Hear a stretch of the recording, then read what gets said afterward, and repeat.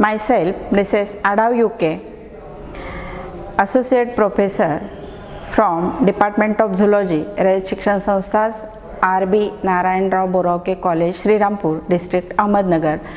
We will continue with the TYBSc syllabus from Zoology paper first, Animal Systematics and Diversity fifth.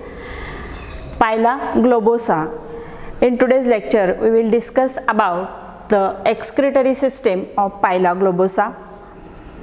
Before that, we will see the definition of excretion. What is excretion? Excretion is a process by which the metabolic waste of the organism is eliminated from the body, or waste material is eliminated from the body is called as excretion. And the organs which serves or the organs which helps for this process, they are called as the excretory organs.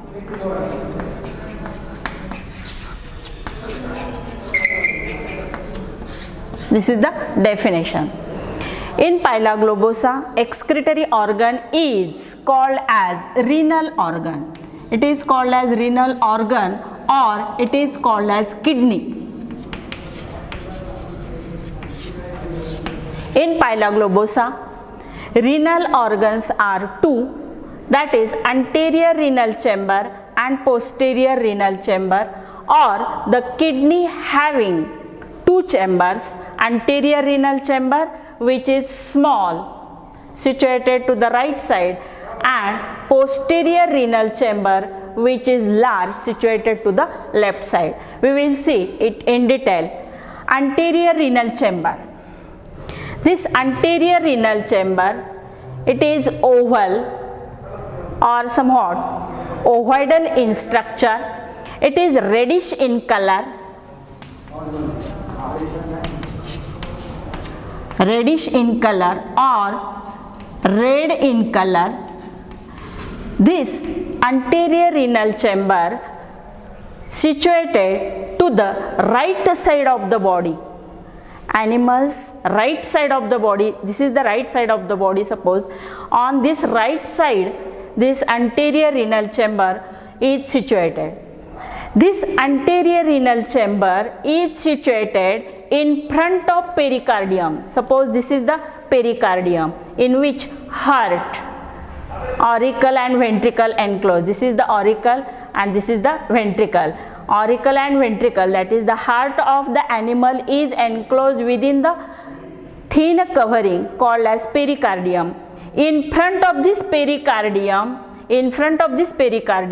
this anterior renal chamber is situated, and it is situated behind the mantle cavity. Behind the mantle cavity, this is the location of the anterior renal chamber. This anterior renal chamber shows a median longitudinal groove. Median longitudinal groove. On the median longitudinal groove, on roof and floor, means on both the surface, dorsal surface and ventral surface, runs parallelly leaflets or lamellae. Leaflets or lamellae. These lamellae are arranged parallel to each other. The floor having afferent renal sinus and roof having efferent renal sinus, means the blood vessels are having network to these lamellae.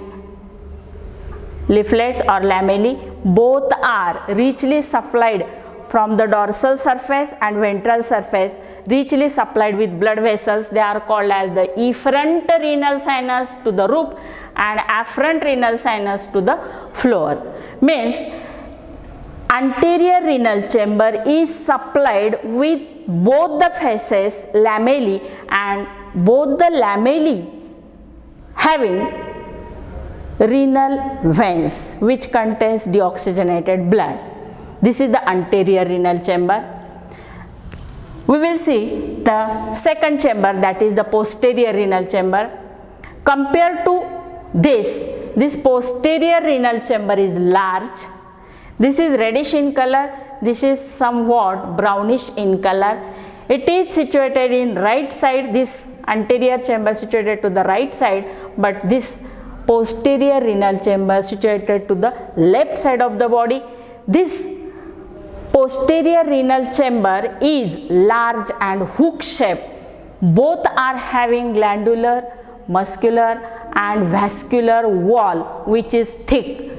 This posterior renal chamber is situated between the intestinal coil to the left side, and to the right side there is the digestive gland. In between this digestive gland to the right side and left side, that is the intestinal coil and the rectum, in between these two, this posterior renal chamber is situated.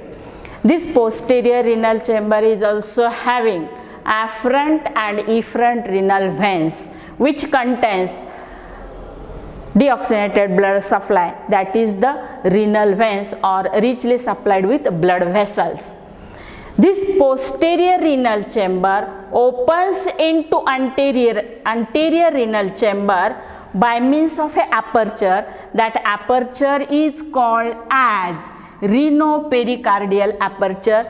Here this posterior renal chamber empties its material or fluid in the form of nitrogenous waste into this pericardial cavity through this aperture, which is called as renopericardial aperture.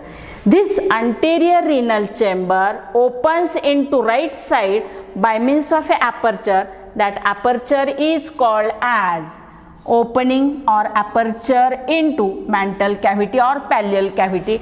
Mantle cavity is also called as pallial cavity.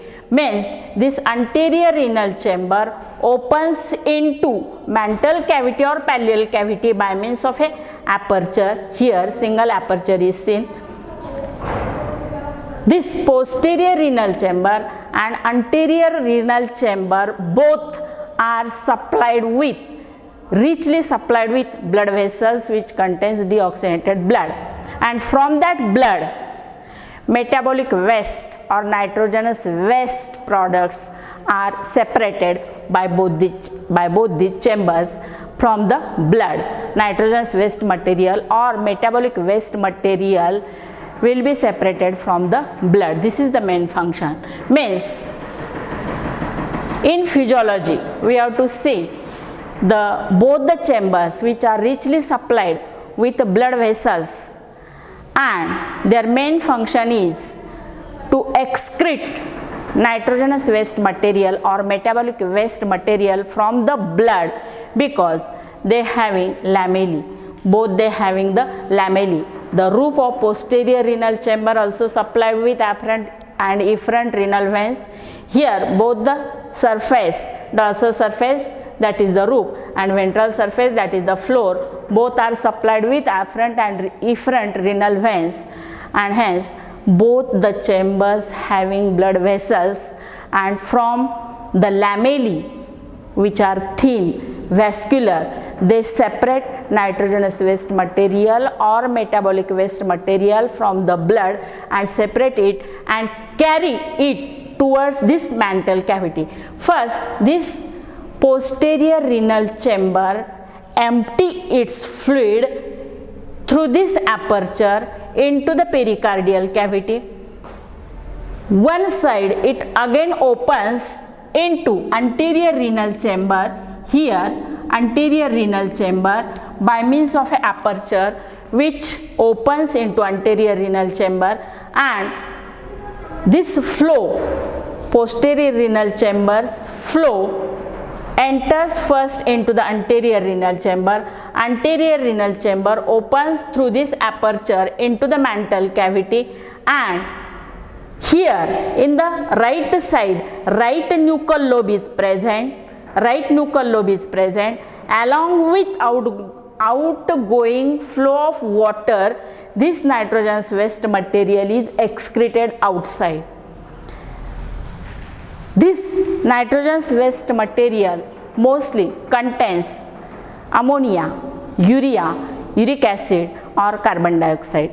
This is the separation of metabolic waste from both the chambers, that is the renal organs. You may call it as a renal organ or kidney. Anterior renal chamber and posterior renal chamber. Anterior is small one, posterior is large, hook shape. This is reddish in color, that one brownish in color. Both are supplied with afferent and efferent blood vessels which contains blood, and from that blood nitrogenous waste material or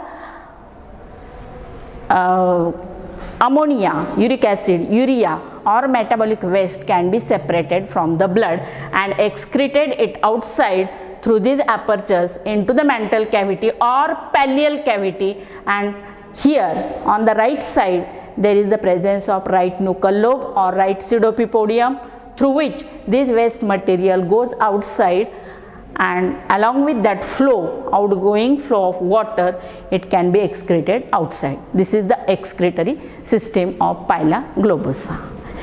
We will stop here and see next topic in next video.